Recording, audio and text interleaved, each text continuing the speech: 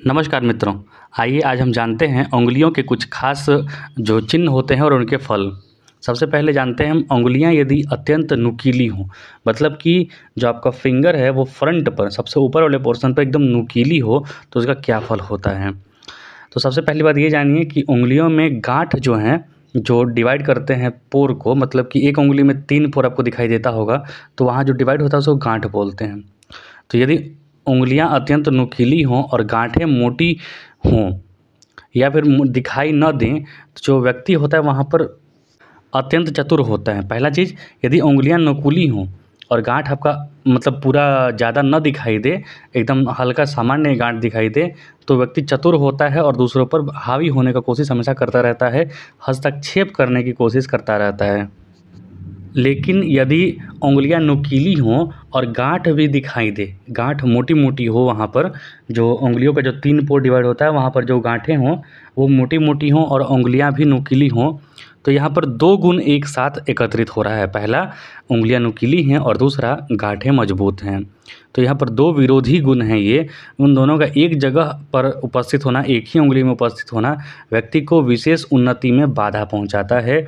व्यक्ति विशेष उन्नति नहीं कर पाता है जल्दी। अब आइए जानिए, यदि उंगलियां बहुत छोटी हों, उंगलियों के छोटी होने का जो पैमाना है वो ऐसे समझिए, आपका जो हथेली है, हथेली से लंबाई अगर उंगलियों का छोटी हो तो फिर वो छोटी उंगलियां होती हैं।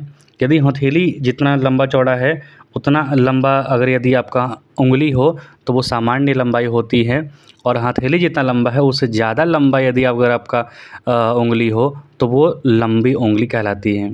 तो यदि आपकी उंगलियां जो हैं हथेली से छोटी हों, यानी कि छोटी उंगलियां हों, तो ऐसे व्यक्ति थोड़े आलसी तो होते हैं, लेकिन उनमें सबसे बड़ी क्वालिटी क्या होती है कि कोई भी बात को वो बहुत जल्दी समझ जाते हैं। ऐसा मनुष्य को यदि कोई बात समझाई जाए, गहराई से समझाई जाए, तो तुरंत गहराई से समझ जाता है, उसके मर्म को समझ लेता है।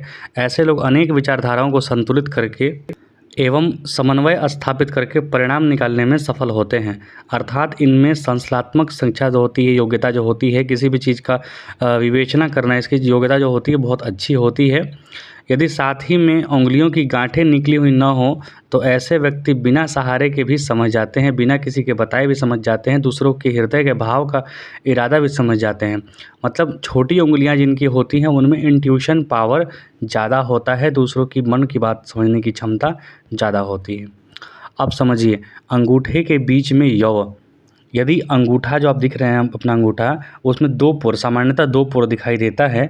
उसके बीच में जो गांठें हैं वहाँ पर यदि आपको यौव दिखाई दे, यौव मतलब कि जौ, जौ जैसा एक चिन्ह दिखाई दे, जो सामने आपको फ़ोटो में दिख रहा होगा, तो वहाँ पर अगर वो चिन्ह है आपके हाथ में, तो ये विद्या, ख्याति और ऐश्वर्य प्राप्ति को दिखाता है। विवेक विलास नामक पुस्तक में ऐसा लिखा हुआ है, और बहुत सारे हाथ में ये देखने पर मतलब निश्चित भी हुआ है कि जिसके भी अंगूठे के बीच में जौ हो, यव हो, वो विद्या प्राप्ति और ऐश्वर्य की प्राप्ति करते हैं। उनको साधारण तौर पर यदि आप पूछें कि कोई आपके पास आ रहा है गवर्नमेंट जॉब के लिए पूछने, तो फिर आप सामान्यतः कह सकते हैं कि हाँ, इस व्यक्ति को गवर्नमेंट जॉब प्राप्ति होगी। यदि उसी प्रकार अंगूठे के मूल में, मतलब कि जहाँ शुक्र पर्वत होता है, अंगूठे के नीचे वाला भाग, वहाँ पर यदि जो यव हो, तो वहाँ पर वो संतान को दिखाता है। याद रखिए, जितने यव चिन्ह होंगे उतने ही आपके पुत्र होंगे। अंगूठे के बीच का जो यव होता है वो आपके नाम, सम्मान, यश प्राप्ति, सरकारी नौकरी वगैरह को दिखाता है। तो अंगूठे के जो मूल का, जो नीचे का जो यव है, वो आपके पुत्रों की संख्या, आपके संतानों की संख्या दिखाता है, खास करके पुत्र की संख्या। अब आइए कुछ और धड़ाधड़ जानते हैं हम। हस्तरेखा शास्त्र कहता है कि जिस जातक की उंगलियों का अग्रभाग नुकीली हो, जैसे मैंने बताया, और उंगलियों में गांठें न दिखाई दें, तो ऐसा व्यक्ति कला साहित्य के क्षेत्र में अपना करियर बनाता है, लेकिन सांसारिक दृष्टि से निकम्मे होते हैं, क्योंकि 2 विभिन्न प्रकार की ताकतें आपस में मिल रही हैं। दूसरा, यदि उंगलियां अधिक लंबी हों, मतलब कि जो आपका जो हथेली का लंबाई है, जो आपका पाम का लंबाई है, उससे ज़्यादा यदि उंगली का लंबाई हो तो वो लंबी उंगलियां कहलाती हैं। तो ऐसा व्यक्ति दूसरों के काम में ज़्यादा हस्तक्षेप करते हैं। हस्तरेखा में ऐसा भी माना गया है कि जिन जातकों की उंगलियां लंबी और पतली हो, मतलब लंबी भी हो और साथ में पतली भी हो, तो ऐसे व्यक्ति बहुत ही चतुर और नीतिज्ञ होते हैं। अब आइए जानते हैं थोड़ा सा धड़ाधड़ हम जानते हैं अंगों में तिल का फल। ये मैंने सामान्य तौर पर बता रहा हूँ, उसका अधिक विश्लेषण दूसरे वीडियो में भी करेंगे, लेकिन सामान्यतः जानिए। जिसके अंगूठे में तिल हो वह अधिक चलने वाला होता है, बहुत पैदल चलता है। जिसके तर्जनी में तिल हो, मतलब कि इंडेक्स फिंगर में तिल हो, तो द्वेष ईर्ष्या करने वाला होता है लेकिन धनी होता है। द्वेष ईर्ष्या इसमें कि दूसरे जब बढ़ते हैं तो उसमें सोच विचार ज़रूर करता है, भले ही उनका बिगाड़ने की कोशिश ना करे, लेकिन सोचता विचारता ज़रूर है कि व्यक्ति कैसे बढ़ रहा है, और ऐसा व्यक्ति धनी भी होता है। मध्यमा उंगली मतलब मिडिल फिंगर में यदि तिल हो तो व्यक्ति शांत और सुखी होता है। यदि अनामिका उंगली में तिल हो तो लक्ष्मी और विद्या से संपन्न होता है।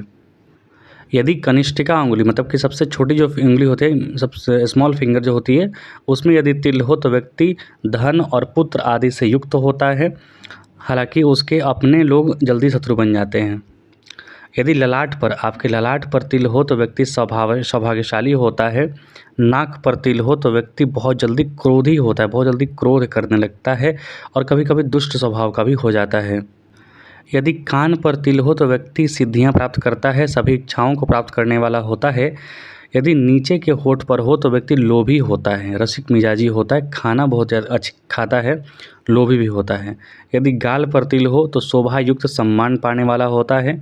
गले में तिल हो तो भक्त होता है, अच्छा वक्ता होता है। यदि बाहु पर हो तो धनी होता है। यदि आपके जंघा पर तिल हो, जंघा पर थाई पर तिल हो तो व्यक्ति रसिक मिजाजी होता है। और यदि पैर में आपके तिल हो तो व्यक्ति राज सवारी करने वाला होता है, विभिन्न प्रकार की गाड़ियों का सुख भोगने वाला, इधर उधर घूमने वाला होता है। मिलेंगे अगली वीडियो में कुछ और ऐसी ही रोचक जानकारियों के साथ। कृपया चैनल को लाइक शेयर और सब्सक्राइब जरूर करें। देखने के लिए आपका बहुत बहुत धन्यवाद। जय हिंद, जय भारत।